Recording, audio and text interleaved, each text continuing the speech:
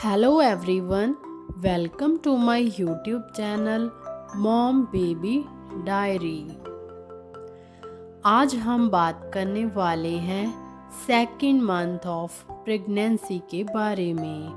तो चलिए जानते हैं प्रेगनेंसी का दूसरा महत्वपूर्ण महीना।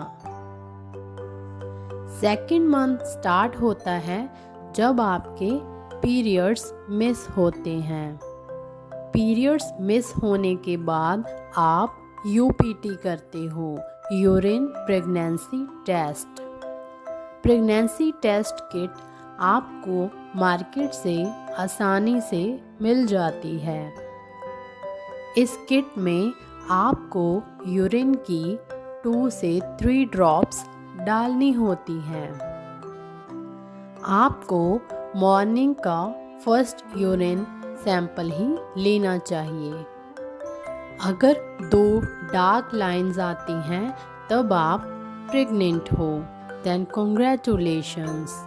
बट अगर एक डार्क लाइन आती है और एक लाइन लाइट पिंक कलर की आती है, इस लाइन को इवेपोरेट लाइन भी बोलते हैं। ये तब आती है जब आपका यूरिन इवेपोरेट होता है या सूखने लगता है, या फिर कुछ लेडीज़ में ये लाइन इसलिए लाइट आती है क्योंकि उनके HCG हार्मोन्स धीरे धीरे बढ़ रहे हैं। अगर ऐसा होता है तब आपको क्या करना है, आपको 5-6 डेज़ वेट करनी है। उसके बाद आपको अपनी प्रेगनेंसी कंफर्म करने के लिए फिर से टेस्ट करना है। अब आपका रिज़ल्ट एक्यूरेट आएगा। अगर आपको अब 2 डार्क लाइंस मिलती हैं तो आप प्रेग्नेंट हो। एक लाइन के लाइट आने का कारण ये है कि आपकी ओव्यूलेशन देरी से हुई है। तो आपका सेकेंड मंथ में फर्स्ट स्टेप यही है कि आपको अपनी प्रेगनेंसी कंफर्म करनी है कि आप प्रेग्नेंट हो या नहीं हो। अगर आपको कोई कंफ्यूज़न हो रही है तो आप बीटा HCG ब्लड टेस्ट करवा सकते हो। इससे आपको आपकी प्रेगनेंसी कंफर्म हो जाएगी। थर्ड मेथड है कि आप सोनोग्राफी के द्वारा भी अपनी प्रेगनेंसी कंफर्म कर सकते हो। आपका सेकंड स्टेप है कि आपको अपने गायनेकोलॉजिस्ट से कंसल्ट करना है। आपको डॉक्टर के पास जाना है। ये आपका सेकंड स्टेप है। आपको अपनी गायनी को बताना है कि आप प्रेग्नेंट हो और सारी ज़रूरी बातें अपनी बतानी है। थर्ड स्टेप है कि आपको अपने सारे प्रेगनेंसी टेस्ट करवा लेने हैं। इसमें आपका हीमोग्लोबिन चेक होगा। ये हर 3 महीने में रिपीट होता है। इसमें आपका थायराइड टेस्ट होगा, डायबिटीज़, विटामिन लेवल्स और थोड़ी बहुत और टेस्ट जो ज़रूरी होते हैं, ये सारे आपको करवा लेने हैं। इन टेस्ट्स के बारे में आपको आपकी गायनी अच्छे से बता देगी। चलिए अब जानते हैं कि आपके बेबी की ग्रोथ कितनी हुई है। अब आपका बेबी 4 वीक का हो गया है। बच्चे की हार्ट बीट शुरू हो गई है, लेकिन ये अभी दिखेगी नहीं। अभी 2 वीक्स और वेट करनी पड़ेगी क्योंकि सोनोग्राफी इसे इतनी जल्दी पिक नहीं करती है। बट हार्ट बीट स्टार्ट हो चुकी है। बेबी के कान, नाक, आँखें, हाथ, पैर सब छोटे छोटे बर्ड्स की तरह दिखते हैं, जैसे कि प्लांट्स के बर्ड्स होते हैं ना, छोटे छोटे पिंपल्स की तरह वो दिखाई देते हैं। 1 इंच का बेबी है तो उसके छोटे छोटे सारे पार्ट्स दिखाई देने लगते हैं। थर्ड मंथ आते आते आपके बेबी की मूवमेंट स्टार्ट हो जाएगी। इस मंथ में प्लेसेंटा का डेवलपमेंट भी अच्छे से होगा, जिसके थ्रू बेबी आपकी बॉडी से न्यूट्रिशंस लेता है। ठीक है, अब आपके बेबी का साइज़ 1.3 सेंटीमीटर से लेकर 1.5 सेंटीमीटर तक का हो जाएगा।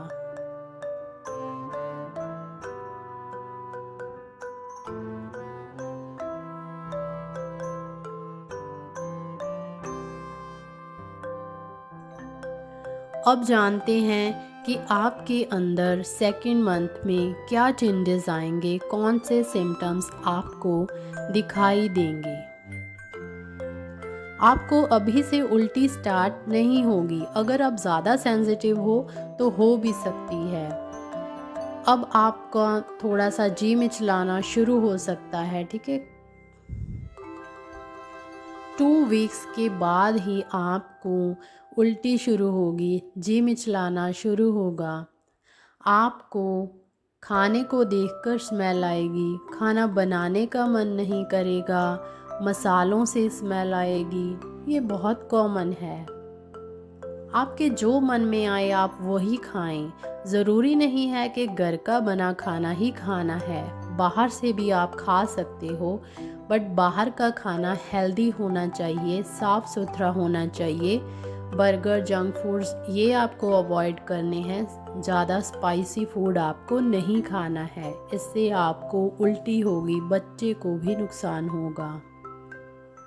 आपको बहुत थकान महसूस होगी, इसलिए आपको रेस्ट करना बहुत ज़रूरी है। थोड़ा बहुत आपको वॉक करना है, लाइट एक्सरसाइज करनी है, अपने आप को थका नहीं लेना है। थोड़ा बहुत काम करना है, फिर आराम करना है, फिर से थोड़ा बहुत काम करना है। आपको हर टाइम एक्टिव रहना है, बट इसका ये मतलब नहीं है कि आप हर वक्त काम ही करते रहें, रेस्ट भी उतना ही ज़रूरी है। अब आपकी बच्चेदानी और बढ़ गई है, यूरिन का प्रेशर आपको और ज़्यादा फील होगा पहले महीने से ज़्यादा। आपको गैस, ब्लोटिंग ये सब प्रॉब्लम्स भी आएंगी, क्योंकि जो आप खाते हो वो आपको हज़म नहीं हो रहा है, या आप खा ही नहीं पाते हो उल्टी की वजह से। आपको कॉन्स्टिपेशन हो सकती है। अगर पहले से ही आपको कब्ज की शिकायत थी तो ये और बढ़ जाएगी। अगर पहले से आपको कॉन्स्टिपेशन नहीं थी तो आपको अब हो सकती है। आपकी ब्रेस्ट में चेंजेस आएंगे, आपको ब्रेस्ट के अंदर टिकलिंग, पेन, टेंडरनेस फील होगी, क्योंकि मिल्क डक्ट्स बननी शुरू हो जाती हैं। ब्रेस्ट का साइज़ बढ़ने लगेगा। निप्पल्स के अराउंड आपको ब्लैक ब्लैक से दाने से दिखाई देंगे। हालांकि ये इतनी जल्दी नहीं होते हैं, बट किसी किसी के ये दिखाई देते हैं अभी से। ये पिंपल्स नहीं हैं, कोई पस नहीं है, ये मिल्क डक्ट्स हैं, उनके मुंह हैं। कि ब्रेस्ट के अराउंड जो दाने आपको दिखाई देंगे उससे आपको स्ट्रेस नहीं लेना है, ये कोई टेंशन की बात नहीं है। आपको डेली ऑयल मसाज करते रहना है, धीरे धीरे से ये सारे सिम्टम्स चले जाएंगे। किसी किसी को तो वॉमिटिंग सेकेंड मंथ स्टार्ट होने से 10-15 दिन पहले ही स्टार्ट हो जाती है, अगर आप ज़्यादा सेंसिटिव हो तो। कई बार तो आपको बिल्कुल भी भूख नहीं लगती, किसी किसी को बहुत ज़्यादा भूख लगती है। इस महीने में आपके मूड्स स्विंग्स होंगे, थोड़ी देर आपको डिप्रेशन फीलिंग आएगी, क्योंकि जब प्रेगनेंसी न्यूज़ आपको मिलती है तब आपके बहुत सारे इमोशंस आपके अंदर आएंगे। आप बहुत ज़्यादा खुश भी होंगे क्योंकि गुड न्यूज़ मिली है, साथ के साथ आप एंशियस भी होंगी कि मैं सब कैसे हैंडल कर पाऊँगी, बेबी का ग्रोथ कैसा होगा। अगर आप वर्किंग लेडी हैं तो आपके मन में काम को लेकर चिंता आएगी, मेरी प्रोफेशनल लाइफ का क्या होगा, मैं काम कैसे करूँगी। तो जो इमोशंस आपके अंदर होंगे वो सारे मिक्सअप होंगे इस महीने में, क्योंकि अभी अभी आपकी प्रेगनेंसी कंफर्म हुई है। जैसे ही ये महीना ख़त्म होगा आप पूरी तरह एडजस्ट हो जाएंगी। तो आपको मूड स्विंग्स देखने को मिलेंगे। कभी आपको बहुत ज़्यादा रोना आएगा, कभी गुस्सा आएगा, कभी आप बहुत ज़्यादा खुशी फील करेंगे। आपको कमज़ोरी और थकान महसूस होगी, काम करने का मन नहीं करेगा, मन करेगा कि बस सो जाओ। बट आपको हर टाइम सोते नहीं रहना है, एक्टिव रहना है, रेस्ट भी करनी है और काम भी करना है। हल्का काम करना है, ज़्यादा भारी काम नहीं करना है, क्योंकि अब आपके अंदर बेबी है, आपको उसका भी ध्यान रखना है। कोई हैवी वज़नदार चीज़ नहीं उठानी है। अभी आपको बेबी बम्प नहीं आएगा फर्स्ट ट्राइमेस्टर में, क्योंकि यूटेरस की ग्रोथ अभी बहुत कम है। प्रेगनेंसी हार्मोन्स की वजह से आपकी नींद डिस्टर्ब होगी, नींद में बदलाव आएगा, आपको बार बार यूरिन जाना पड़ेगा, इससे भी आपकी नींद डिस्टर्ब हो सकती है। चौथा स्टेप है, स्टेप नंबर 4 है कि आपको सेल्फ केयर करनी है। अगर आपका पहले से कोई छोटा बेबी है, अगर वो दूध पी रहा है तो आपको उसका दूध बंद करना पड़ेगा। वैसे भी अगर 1-1.25 साल के बाद का बच्चा हो गया है तो उसका दूध बंद कर देना चाहिए, क्योंकि अगर 1-1.25 साल के बाद भी बच्चा दूध पीता है तो माँ के अंदर चेंजेस आने शुरू हो जाते हैं, उसकी मेंस्ट्रुअल साइकिल गड़बड़ होनी शुरू हो जाती है और बच्चा माँ से इतना ज़्यादा अटैच हो जाता है कि ऊपर का कुछ खाता ही नहीं है, उसकी हेल्थ डाउन होनी शुरू हो जाती है। तो 1-1.25 साल के बाद बच्चे को दूध की ज़रूरत, माँ के दूध की ज़रूरत नहीं होती है, वो ऊपर का दूध पी सकता है। अब आपको 2 लोगों का ख्याल रखना है। थोड़ा टाइम 10-15 मिनट मेडिटेशन कीजिए, लाइट एक्सरसाइज करिए, थोड़ी बहुत वॉकिंग करिए। इससे नॉर्मल डिलीवरी के चांसेस बढ़ जाते हैं। ठीक है, आपको अपनी दवाइयाँ अच्छे से लेनी हैं, आपको अपनी दवाइयाँ टाइम पे लेनी है। मेडिसिन्स में जो विटामिन्स होते हैं वो आपके बच्चे की ग्रोथ के लिए होते हैं। इससे आपको भी आगे चल के वीकनेस नहीं होगी, जॉइंट पेन, बोन्स वीकनेस नहीं होगी। अगर आप अच्छे से दवाई लेते हो, अच्छे से डाइट फॉलो करनी है, आपको न्यूट्रिशियस फूड लेना है, आपको दूध पीना है, ड्राई फ्रूट्स खाने हैं, फ्रूट्स एंड वेजिटेबल्स खाने हैं, आपको आराम करना है और टाइम पे खाना खाना है, स्पाइसी फूड बिल्कुल भी नहीं खाना है। ठीक है, तो आपको क्या नहीं करना है, आपको भर पेट खाना नहीं खाना है। जितनी भूख है उससे थोड़ा कम ही खाएं, अपने खाने को डिवाइड करके खाएं।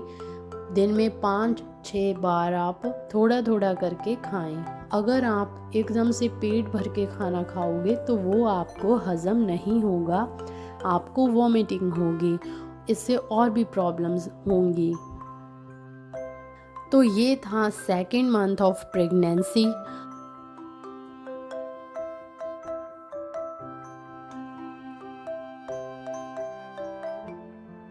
आगे हम नेक्स्ट वीडियो में थर्ड मंथ ऑफ प्रेगनेंसी के बारे में जानेंगे।